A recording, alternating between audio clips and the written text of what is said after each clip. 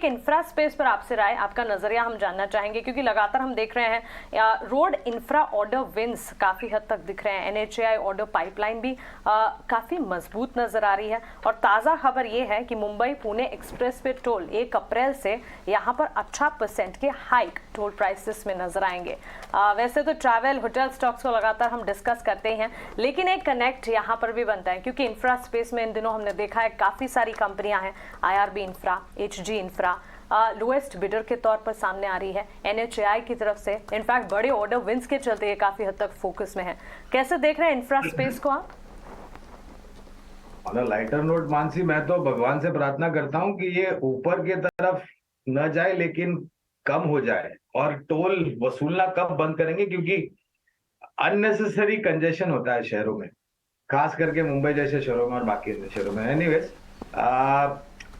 और ये बात भी वास्तविकता है मानसी के काफी सारी राज्य सरकारों ने पिछले महीने भर में बहुत सारे कॉन्ट्रैक्ट्स अवॉर्ड किए, खास करके रोड इंफ्रा को लेकर के, एक्सप्रेसवे को लेकर के, हाईवेज को लेकर के। और जिस तरीके से हमारे माननीय मंत्री गडकरी साहब ने कुछ टिप्पणियां करी है, 2 या 3 कंपनियां अच्छी लगती है। पहले तो भारत में स्थापित 80 सालों से स्थापित एल&टी डाइवर्सिफाइड कंपनी है, जिसके पास इंफ्रास्ट्रक्चर का कारोबार भी है, हाइड्रोकार्बन है, टर्नकी प्रोजेक्ट्स है, डिफेंस है, वगैरह वगैरह। दूसरी 2 कंपनियां हैं, वो है KNR constructions and PNC infra. ये जो बाकी 2 कंपनियों के मैंने नाम लिए, वहां पर आप देखेंगे तो ऑर्डर बुक भी अच्छी है, डेट को लेकर के इतनी कोई बड़ी समस्या नहीं है, और अनुभवी होने के कारण इनके जो ऑर्डर बुक्स है वो काफी तीव्र गति से एग्जीक्यूट भी हो जाते हैं, जिसके कारण बैलेंस शीट पर योगदान अच्छे समय में आ जाता है। तो ये 3 कंपनियां इस क्षेत्र से हमें अच्छी लगती है। इसके साथ साथ एनसीसी भी एक कंपनी है, एटीपी, आंध्र प्रदेश तेलंगाना स्थापित, जो हमें अच्छी लगती है। ठीक है, पिरामल एंटरप्राइजेज अगर आप देखिए लास्ट 1 महीने का, मैं गौरांग से ही डिस्कस करना चाहूँगा।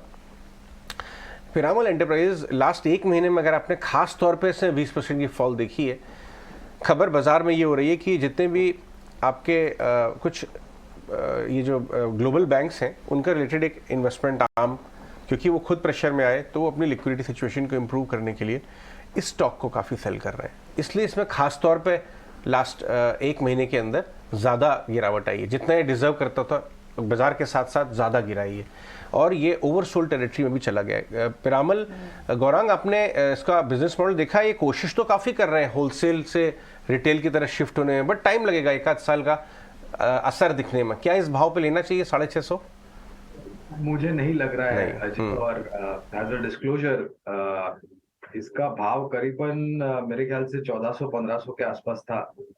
तब हमने एक सेल रिकमेंडेशन निकाली थी और लक्ष्य करीबन 1000 या 1100 के आसपास का था। वो लक्ष्य आ चुका है, हमने वो कवरेज निकाल दी, और ये इसलिए हमने पहले बाय थी फिर उसको कन्वर्ट किया सेल में। और ये सेल इसलिए करी क्योंकि ये जो खबरें आ रही थी उसको लेकर के हमें थोड़ी बहुत आशंका थी कि कहीं ना कहीं कठिनाई आ सकती है। हाँ, एक बात बिल्कुल हो सकती है अजय, क्योंकि ये इतना गिरा है, एक आध दिन आपको थोड़ी बहुत ऊपर की तरफ क्या दायरा दिखा सकता है, लेकिन क्या उसका अर्थ ये है कि आप इसको निवेश के लायक एक स्टॉक समझे, तो हमें वो नहीं लग रहा है। और एज अ डिस्क्लोजर, पहले खरीदारी की रिपोर्ट थी, बाद में कुछ कारण को लेकर के सेल रिपोर्ट निकाली थी, और वो लक्ष्य आ चुके, अभी कोई कवरेज नहीं है हमारे पास। बिल्कुल सही है, बड़े मतलब रिस्पॉन्सिबल मार्केट पार्टिसिपेंट की तरह आप बात कर रहे हैं, बिल्कुल सही है। ये आप अकेले नहीं है, इनफैक्ट पिरामल एंटरप्राइजेज में पूरे बाजार में बहुत सारे ऐसे सेक्शन हैं इन्होंने सवाल उठाए कि साहब आपकी जो गाइडेंस है वो नंबर्स में कन्वर्ट नहीं हो रही है, पेशेंस लोगों की थिन आउट हो रही है, और हर सारी गाइडेंस सब कुछ जो है वो एक समयबद्ध दायरेबद्ध समय में अगर आदमी नहीं दिखे तो वो मतलब प्रमोटर तो नहीं है, हम इन्वेस्टर हैं, राइट। हम 30-40 साल का व्यू लेके, तो पॉइंट ये है कि कई लोग इसमें थोड़ा सा मायूस हुए और उन्होंने व्यू बदला और बहुत वैल्यू डिस्ट्रॉय हुई है। 2-3 साल और व्यू लेके चलिए, तब बदलेगा।